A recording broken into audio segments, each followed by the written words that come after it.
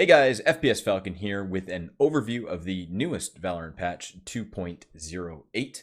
With it, we've got a new map to look over called Breeze, which I think is going to be a very interesting map added to the pool, although we're not going to see it in ranked play for another couple of weeks, but definitely getting some serious Counter-Strike vibes from it, which me, it's great.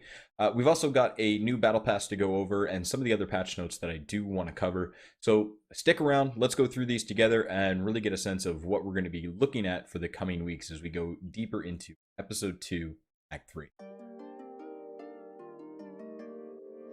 Valorant patch notes for 2.08. Obviously, the biggest deal with this patch in what is episode 2, act 3 is the new map Breeze. We're not going to be seeing a new agent during this act, but we do get a new map to play with, bringing the total map pool up to 6, which I know is going to add just that little bit more variety into the ranked queues as well as unrated and the other game modes throughout the rest of this act. So, introducing Breeze, the newest map to Valorant. Breeze is set on a remote island distinguished by its bright, playful, and colorful environment with wide open spaces and opportunities for long-range encounters.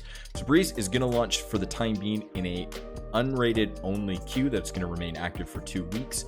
It's also going to be able to be found in Deathmatch, Spike Rush, and Escalation, as well as custom games. So if you're wanting to learn the map before it does come to the ranked queue, it looks like you've got 2 weeks until I believe May 11th is likely going to be the day that we're going to see it added to the ranked queue. So be sure to get in there, play the map, explore it, learn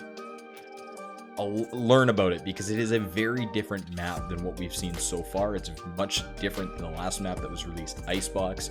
There is a lot of wide open space in this map, and certain agents, talk about that a little bit later, I feel like are not going to be as useful on this map, and others are really going to shine on this map as well. So also a good reminder, this is the last act to work on your episode 2 rank reward awarded after the end of act 3. So be sure to make sure you work on those rank games and get as high as you can this season.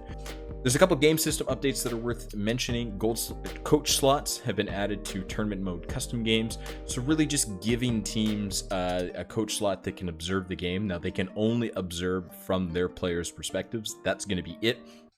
Very similar functionality to what's currently in CSGO, although maybe a little bit scaled back. They're not able to use map pings, team chat, or voice chat in-game, but they are allowed to use all chat and party chat to allow for cases where they need to communicate with a tournament direct moderator, likely during timeouts. They can also pause the match, likely being able to call timeouts when they need to. So something that I think a lot of teams have been hoping for, especially those players that have come from a Counter-Strike background. It's something that's a little bit lacking, and with Valorant still being such a new game, there's going to be more features, I'm sure, put into the system and things that bring it closer to the same esports experience that Counter-Strike currently has. With quality of life, we have a change in sounds and how they work, at least for weapon drops. So weapon drop sounds have been added to HRTF. What does that mean? It means you're going to be able to tell what direction a weapon is dropped from. So if somebody switches guns, much like reloading, for instance, you're going to be able to tell where they are in relation to you. So another strategy gives you something else to think about if you're either low on ammo or looking for an upgrade. Dropping a gun may not necessarily be the best play depending on the situation. So with social updates, we have reporter feedback has been added into the game. So anytime you make a report against somebody and there's an action taken against that player, they will let you know. The goal being they want people to know that there's actually things being done about some of the toxicity that is in multiplayer and ranked games. We all know about those games. They're not the most fun to play in, so it's nice to know that at least if you report something and action is taken, you will be somebody will let you know about it. There's a way for you to actually see that, hey, the system is working. And the other major one is Wild Rift players will now appear in the social panel over on the right-hand side.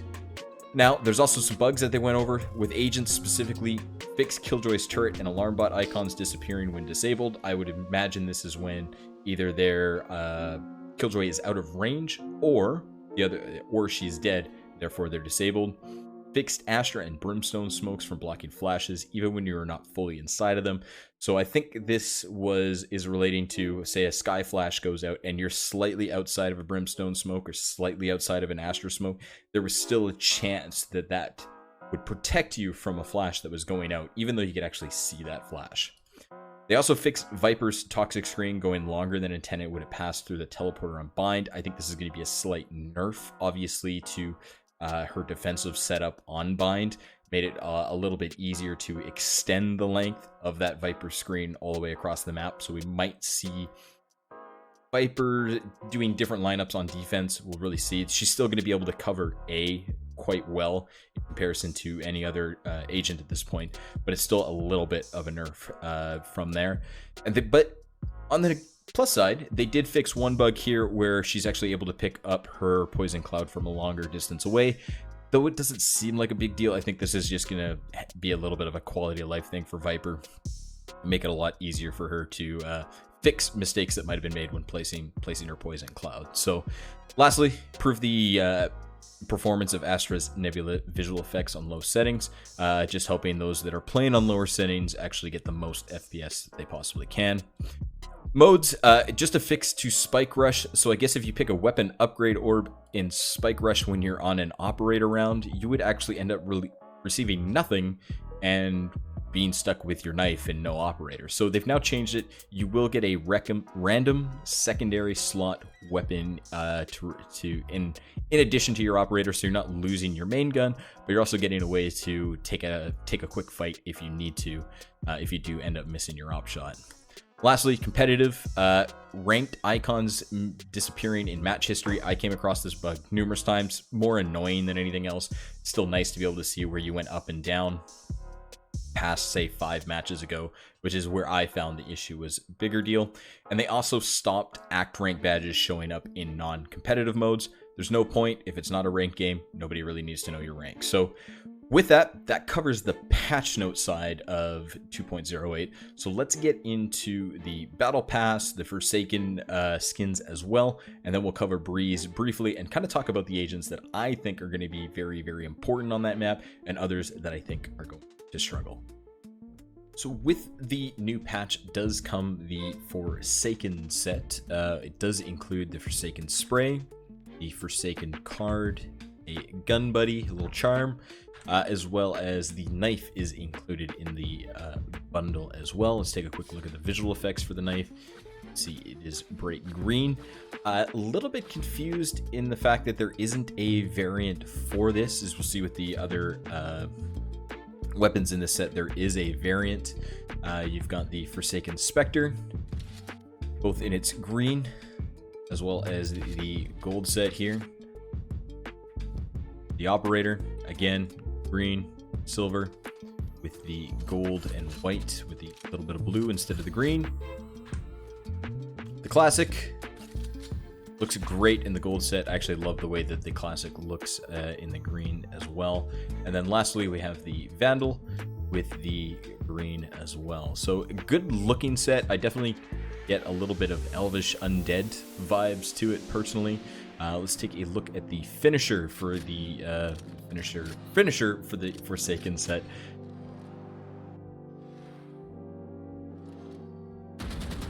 See, firing green highlights when you do ADS, as well as the gun actually creaking, and then we have the what looks to be crows coming through with the finisher there. Let's take a look at the gold variant as well. I personally, if I were to get this set, I do love the gold, white, and blue aesthetic a little bit more than the green, but I know everybody's going to have a certain one they do.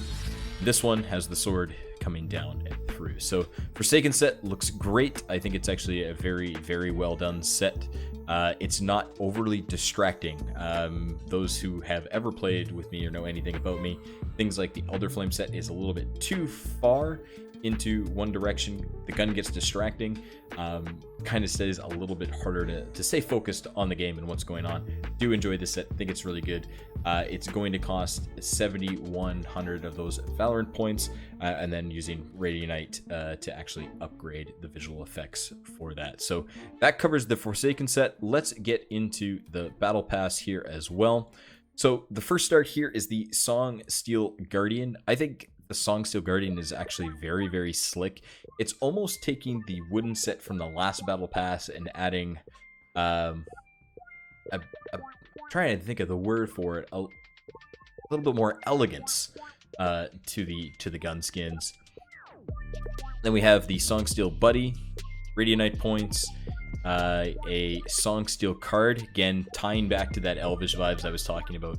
And then something we haven't really seen in a Battle Pass yet, which is a skin called Depths. We've seen a lot of these skins for sale. We haven't necessarily seen them pop up in a Battle Pass. So very interesting. This is the Bulldog. You've got a Paul's Pizza Party card fitting there, and a chill title in the first 5 sections. Another Song Steel spray there. An approved spray.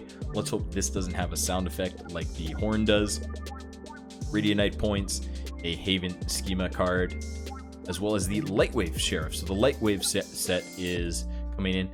A lot of different variations, I believe, color choices that you can have with these. I do like this set actually a lot. The fact that there's a variety of colors, there's going to be something for everybody in that set. And then we get the EP3 Coin Buddy as well.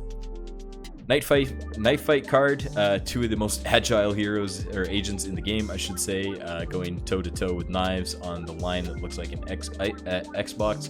I'm sure a few of us have participated in the jousting that can happen with there. Gets pretty hilarious at times. Nice save spray, Radianite points, Lucky Dice Buddy, and then the Song Steel Classic. Another very, very clean looking gun. I don't mind it. I don't know if I'd necessarily call this my favorite classic skin, but I still do like the set overall.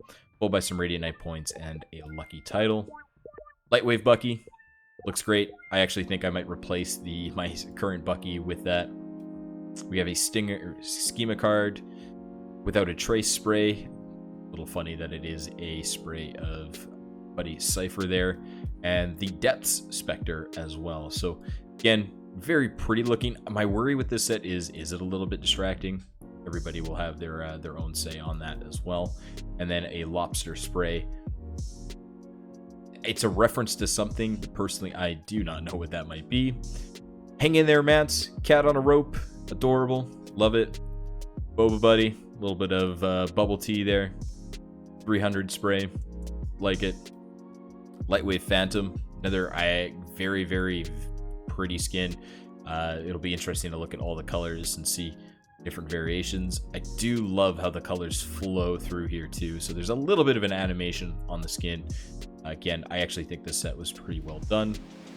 25 north, 71 west. I believe that is the longitude, latitude of Breeze, the map that we're going to be exploring here in a bit. Some more Radianite points, and now more sprays. Be Gone, Theo's Great Escape. Versus, we get a Reyna and Viper card. Very interesting. Ties into the backstory of those two a little bit. Depths Ghost. I actually love the Depths Ghost. I think because the gun is smaller, it's not as jarring to have the depths on this skin. It looks great. Keep it safe, buddy. A little bit of a lock on your buddy there. Got Mementos card part 1. Get carried. Anybody wants to carry me, they are more than welcome to. No Odin spray, which is then immediately followed by the Lightwave Odin, the bane of all of our existence at this point. Order 89 points and a hard carry title. This is also fine spray. Yeah, I think we've all been in this situation. I like that spray a lot. Dan the Penguin, that's going on a gun as soon as I get it, 100%. Lanterns card, obviously a reference to Bind. Song Steel Marshal, looks great. And a Comedy and the Tragedy spray. I like it. Getting into the last few tiers here. Got more Radianite points, Depths card, Walk, don't run spray. Everybody has a teammate where this could be useful. Dabbing Dan, you're going to see that a lot in your games, probably on top of your dead body.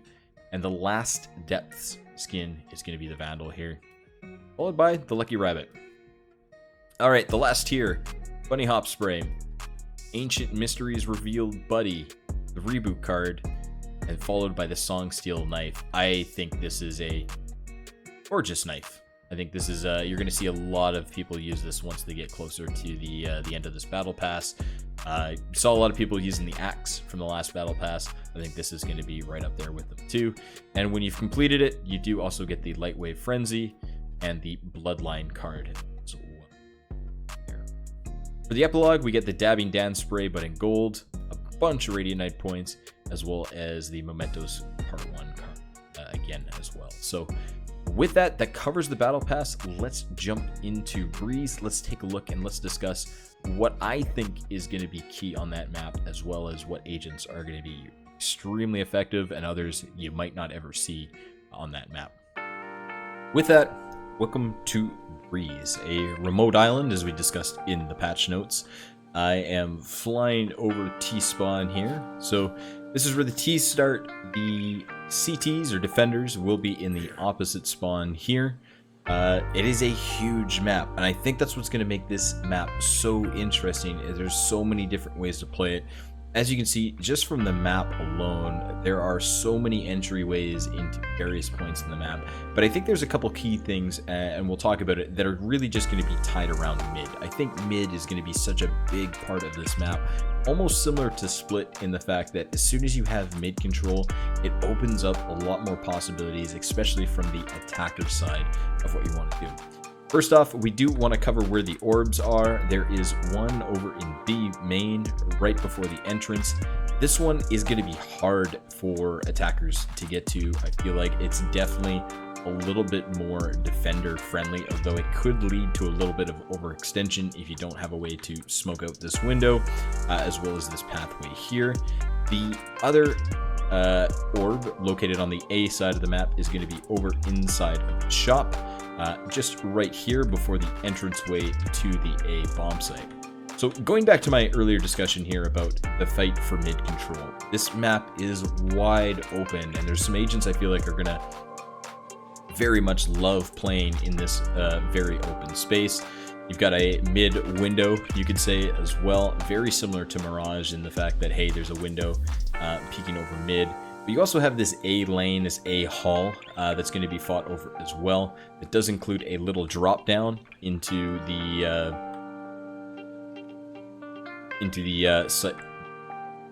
mid as well as a door that is controlled from the A side that controls on both sides, I should say. So being able to control this door could be a little bit important. There might be some sweet plays around there. So let's look at A here real quick. We can see we've got the two pyramids in the middle here, and basically everywhere around them. This little steel border is basically your bomb site. That is what you're looking to blow up. It's a very open bomb site. I feel like this one is going to be a little bit harder to take, or a little easier to take, but also vice versa, a little bit easier to retake than the opposite bomb site. We move really quickly over to the B bomb site. There's a lot less options for getting into this site. Big old pipe. I don't even know what you want to necessarily call this tower, but much smaller, much tighter quarters in here. A little bit harder to take. This is why I think mid control is going to be so important for taking B, but also a lot harder to retake. So it's going to result in a lot of interesting tactics and fights. Very curious to see what teams come up with. I think for the most part, it's going to come down again to this mid control, and we're really going to see some interesting strats and some interesting plays as more agents get added to the game, but also with agents currently in the game. So talking about agents in the game and who I think will actually succeed a ton on this map, excluding Sova, I think that's a really obvious choice. Jet, Raze, I think are both going to have a really time doing entry on this map as well. Somebody that I think that is starting to see a little bit more pro play, and I think there's two of them that are seeing a little bit more pro play now. One is Skye. I feel like Skye, because of the wide open spaces, her flashes are going to be so important important on these maps. It's really easy for you to take mid control because of your birds. The dogs are going to be really useful for scouting info, getting an idea of where people are. The other is Viper. We've started to see Viper get a little bit more use, especially on Bind, but there's a specific reason I think you're going to see her played a little bit more on Breeze than maybe some of the other maps, and that's because having two controllers I feel is going to be so important because of the size of this map. Having an Omen with a Viper or a Brim with a Viper, or in a lot of cases probably for pro matches, an Astra with a Viper, I think is going to be a really, really interesting combination, and you could definitely see her having a bit more of a presence on a map like this, similar to what she's now having in Bind, considering the buffs that she got in the previous patch.